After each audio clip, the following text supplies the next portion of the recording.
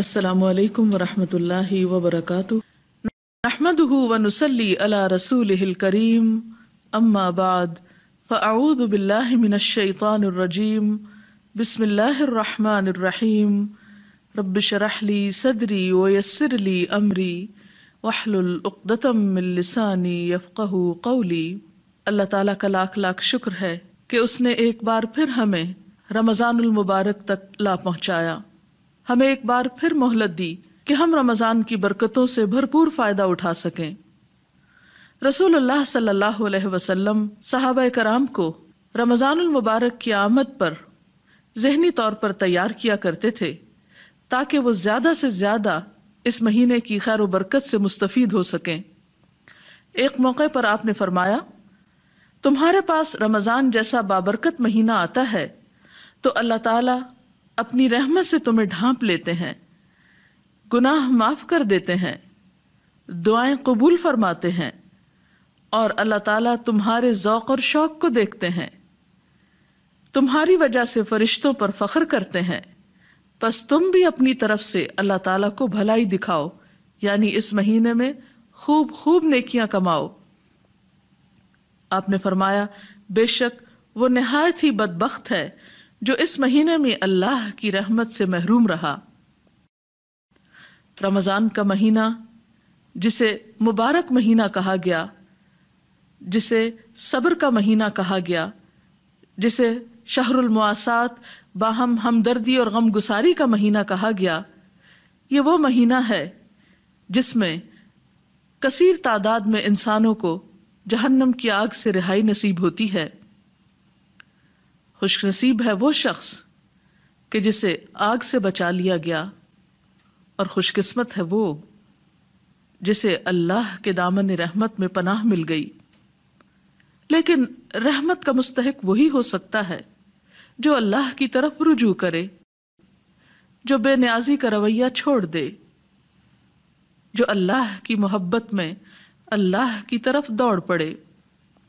رمضان کا مہینہ ہم سب کو پکار رہا ہے کہ آؤ اللہ کی رحمت کی طرف بڑھو، اس کی بخشش کے طلبگار بنو اور عذاب جہنم سے رہائی حاصل کرو۔ ہم دیکھتے ہیں کہ رسول اللہ صلی اللہ علیہ وسلم نے رمضان المبارک کے بارے میں یہ بھی فرمایا کہ رمضان کی پہلی رات ہی شیاطین اور سرکش جن جکڑ دیے جاتے ہیں، جہنم کے سارے دروازے بند کر دیے جاتے ہیں، جن میں سے کوئی ایک دروازہ بھی کھلا نہیں رہنے دیا جاتا، اور جنت کے سارے دروازے کھول دیے جاتے ہیں، جن میں سے کوئی ایک دروازہ بھی بند نہیں رہنے دیا جاتا۔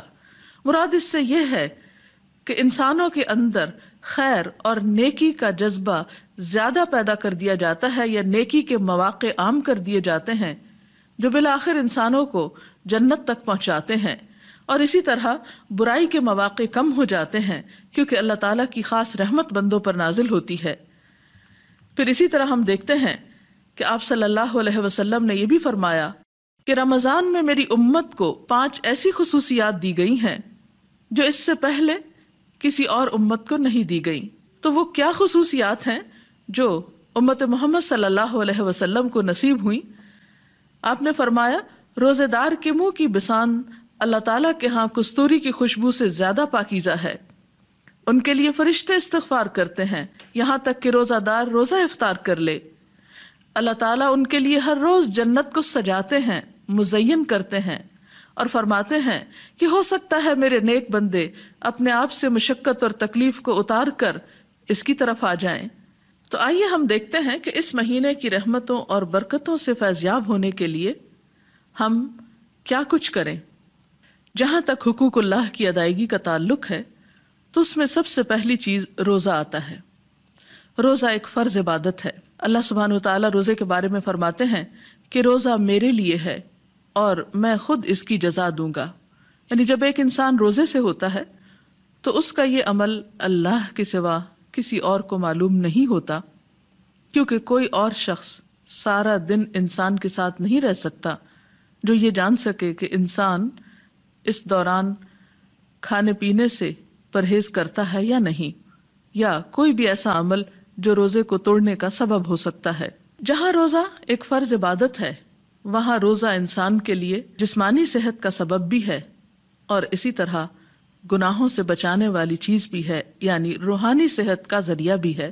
پھر اسی طرح نہ صرف یہ کہ روزے کے دنیا میں انسان کو فائدے ملتے ہیں، بلکہ آخرت کے اعتبار سے بھی روزہ جہنم کی آگ سے ڈھال ہے۔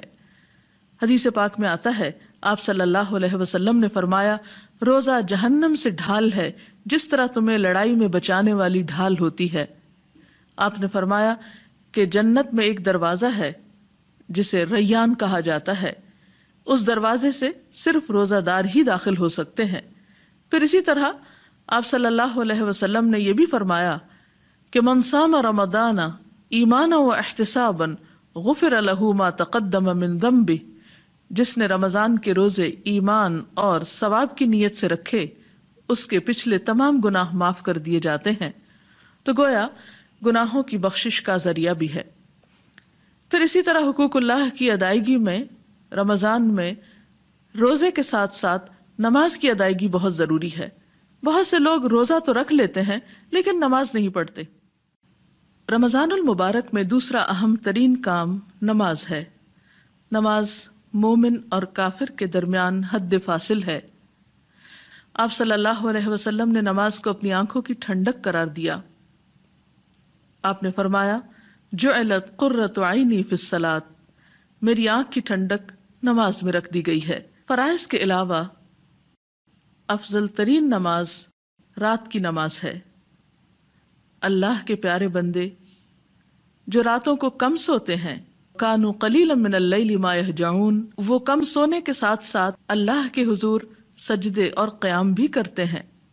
والذین یبیتون لربہم سجدا وقیاما، اسی طرح آپ صلی اللہ علیہ وسلم نے رمضان میں رات کی نماز یعنی نماز تراویح کو سنت قرار دیا، اور خصوصاً تراویح میں قرآن پاک کا پڑھنا قیامت کے دن انسان کے لیے شفاعت کا باعث ہوگا۔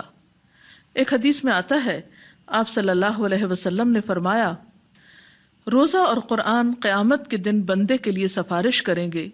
روزہ کہے گا، اے میرے رب، میں نے اس بندے کو کھانے پینے اور اپنی خواہشات پوری کرنے سے روکے رکھا، لہٰذا اس کے بارے میں میری سفارش قبول فرما۔ قرآن کہے گا، اے میرے رب، میں نے اس بندے کو رات کو سونے سے روکے رکھا، لہٰذا اس کے بارے میں میری سفارش قبول فرما۔ چنانچہ دونوں کی سفارش قبول کی جائے گی۔ نماز اور روزے کے علاوہ رمضان المبارک میں قرآن پاک کی تلاوت افضل ترین عبادات میں سے ہے۔ رمضان المبارک میں دعاؤں کی قبولیت کے مواقع زیادہ بڑھ جاتے ہیں، اس لیے تلاوت قرآن کے ساتھ ساتھ دعا بھی خوب مانگنی چاہیے۔ رسول اللہ صلی اللہ علیہ وسلم نے دعا کو عبادت قرار دیا، فرمایا، الدعاء ہی العبادہ، کہ دعا سراسر عبادت ہے۔ حدیث میں آتا ہے، لیس شیء اکرم علی اللہ من الدعاء، اللہ کے نزدیک دعا سے بڑھ کر کوئی چیز نہیں۔ اسی طرح سحری کے اوقات میں کثرت سے استغفار کرنا انسان کو فائدہ دیتا ہے۔ قرآن پاک میں اللہ تعالیٰ فرماتے ہیں، وبالاسحار هم یستغفرون، کہ سحری کے وقت وہ استغفار کرتے ہیں۔ تو سحری کے وقت جب انسان اٹھے تو اس وقت استغفر اللہ، اللہم اغفر لی، استغفر اللہ من کل ذنب و اتوب الیہ جیسے کلمات کا ذکر یا ورد انسان کرتا رہے۔ استغفار کے علاوہ کثرت کے ساتھ ذکر الہی دن اور رات کے اوقات میں کرنا چاہیے۔ رسول اللہ صلی اللہ علیہ وسلم نے فرمایا، دو کلمے ایسے ہیں جو زبان پہ بہت ہلکے ہیں لیکن میزان میں بہت بھاری ہیں اور رحمان کو بہت پیارے ہیں، اور وہ ہیں سبحان اللہ و بحمدہ سبحان اللہ العظیم۔ ایک اور موقع پر آپ صلی اللہ علیہ وسلم نے اس روزے کو افضل ترین روزہ قرار دیا جس میں کثرت سے ذکر الہی کیا جائے۔ پھر اسی طرح صدقہ و خیرات بھی کثرت کے ساتھ کرنا چاہیے۔ حضرت ابن عباس فرماتے ہیں کہ رسول اللہ صلی اللہ علیہ وسلم بھلائی کرنے میں بہت سخی تھے، لیکن رمضان میں جب جبریل علیہ السلام آپ سے ملتے تو آپ اور بھی زیادہ سخی ہو جاتے تھے۔ رمضان میں جبریل علیہ السلام ہر رات آپ سے ملاقات کیا کرتے تھے، اور نبی صلی اللہ علیہ وسلم رمضان گزرنے تک انہیں قرآن مجید سناتے تھے۔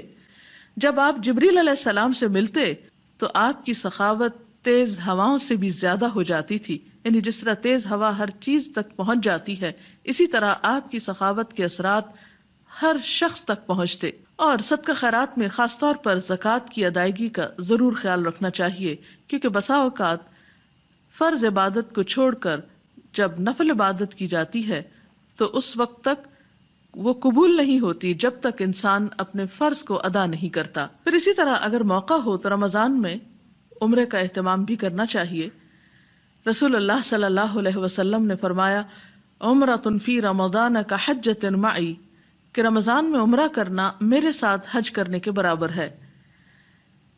اور پھر حقوق اللہ کی ادائیگی میں، عبادات میں خاص طور پر آخری عشرہ بہت اہم ہے، جس میں طاق راتیں آتی ہیں، اور انہی طاق راتوں میں سے ایک رات لیلۃ القدر ہے، جس کے بارے میں قرآن پاک میں فرمایا گیا کہ لیلۃ القدر خیر من الف شہر، کہ لیلۃ القدر 1000 مہینوں سے بڑھ کر ہے۔ لہذا اس کی تلاش میں انسان کو آخری عشرے کی طاق راتوں میں زیادہ وقت جاگ کر عبادت کرنا چاہیے، تاکہ زیادہ سے زیادہ انسان اللہ تعالیٰ کی رحمت کو پا سکے۔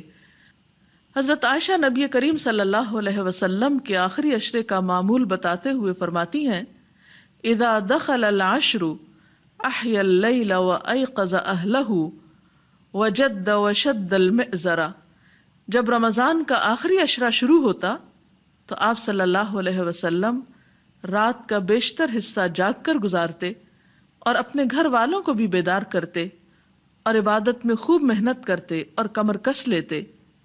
لہذا رمضان المبارک کا آخری عشرہ خاص طور پر عبادت میں گزارنا چاہیے، اور اگر ممکن ہو تو آخری عشرے کو اعتکاف میں گزارنا چاہیے۔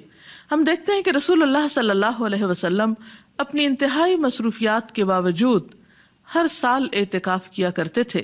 آخری عشرے میں لیلۃ القدر بھی چونکہ پائی جاتی ہے، اور اگر کوئی انسان لیلۃ القدر کو پائے تو یہ مسنون دعا پڑھنا نہ بھولے، اللہم انک عفو تحب العفو فاعف عنی، کہ اے اللہ تو معاف فرمانے والا ہے، معاف کرنے کو پسند فرماتا ہے، تو مجھے بھی معاف کر دے، مجھ سے درگزر فرما۔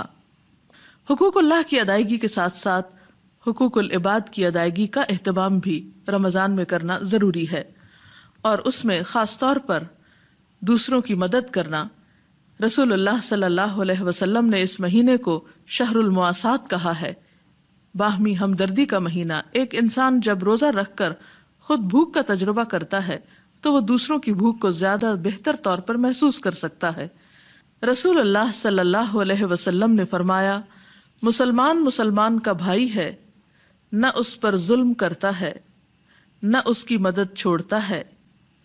جو اپنے بھائی کی حاجت پوری کرنے میں لگا ہو، اللہ اس کی حاجت پوری فرمانے میں لگا ہوتا ہے، اور جو کسی مسلمان کی پریشانی دور کرتا ہے، اللہ تعالیٰ اس کی وجہ سے اس کی قیامت کی پریشانیوں میں سے کوئی بڑی پریشانی دور فرما دے گا۔ اور جس نے کسی مسلمان کی پردہ پوشی کی، اللہ تعالیٰ قیامت کے دن اس کی پردہ پوشی فرمائے گا۔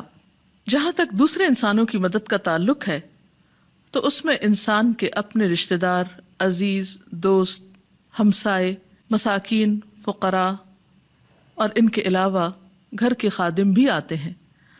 عام طور پر انسان باہر تو خیر و بھلائی کرتا ہے، لیکن گھر کے قریبی لوگوں کو بھول جاتا ہے، تو ایسے میں خصوصی طور پر وہ لوگ جو آپ کے خدمت گزار ہوں، ان کا خیال رکھنا بھی آپ کا کام ہے۔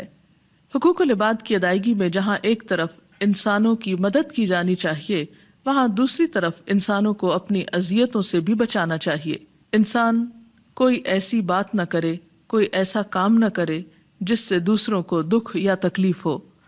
رسول اللہ صلی اللہ علیہ وسلم نے فرمایا، جب تو روزہ رکھے تو تیری آنکھ اور تیرے کان کا بھی روزہ ہونا چاہیے، اور زبان پر قابو ہونا چاہیے، جھوٹ اور حرام چیزوں سے بچنا چاہیے، پڑوسی کو تکلیف نہیں دینی چاہیے، اور تجھ پر وقار اور اطمینان ہو، اور اپنے روزے کے دنوں کو دوسرے دن کے برابر نہ کرو۔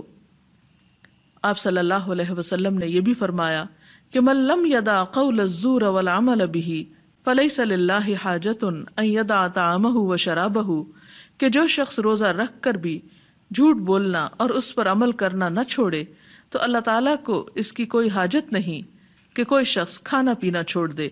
تو گویا روزے کا سب سے اہم ترین سبق یہ ہے کہ انسان جہاں حلال چھوڑتا ہے یعنی کھانا پینا چھوڑتا ہے وہاں حرام سے بھی خود کو بچا کر رکھے۔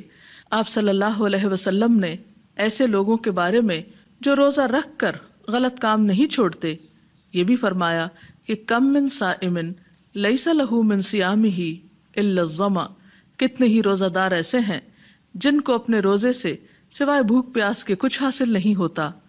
وَكَم مِّن قَائِمٍ لَيْسَ لَهُ مِن قِيَامِهِ إِلَّا السَّحَرُ، اور کتنے ہی راتوں کو قیام کرنے والے ایسے ہیں کہ جن کو رات جگے کے سوا کچھ حاصل نہیں ہوتا۔ بہرحال ہم میں سے ہر ایک کو ضرور یہ سوچنا چاہیے کہ اس نے رمضان سے کیا فائدہ اٹھایا اور کیا واقعی یہ رمضان اس کی بری عادات کو اس سے چھڑانے کا سبب بنا یا نہیں۔ آپ صلی اللہ علیہ وسلم نے فرمایا جس نے رمضان کا روزہ رکھا اور اس کی حدود کو پہچانا اور بچنے والی چیزوں سے بچا اس کے سابقہ گناہ معاف کر دیے جاتے ہیں۔ تو اللہ تعالیٰ سے دعا ہے کہ اللہ تعالیٰ ہمیں بھی ان لوگوں میں شامل فرما لے۔ اگر اس سلسلے میں مزید کچھ آپ کہنا چاہیں۔ ابھی آپ نے رمضان کے حوالے سے تراویح کی اہمیت کا ذکر کیا، تو میں پوچھنا چاہوں گی کہ کیا تراویح کے بغیر، قیام اللیل کے بغیر روزہ قبول نہیں ہوگا؟ بنیادی طور پر ایسا ہے کہ تراویح ایک الگ عبادت ہے اور روزہ الگ عبادت ہے۔ روزہ تو فرض ہے، لیکن اگر کسی عذر کی وجہ سے انسان روزہ نہیں رکھتا تو اس کا یہ مطلب نہیں کہ تراویح نہ پڑھے، اور اگر کسی مجبوری کی وجہ سے تراویح نہیں پڑھ سکتا تو اس کا یہ مطلب نہیں کہ انسان روزہ نہ رکھے۔ دونوں اپنی اپنی جگہ پر اہم ہیں، دونوں رمضان میں ہی ہیں، لیکن ایک کے بغیر دوسری عبادت کی جا سکتی ہے۔ اس کے ساتھ ہی ہمارے آج کے پروگرام کا وقت اپنے اختتام کو پہنچتا ہے۔ اجازت چاہتے ہیں۔ السلام علیکم ورحمۃ اللہ وبرکاتہ۔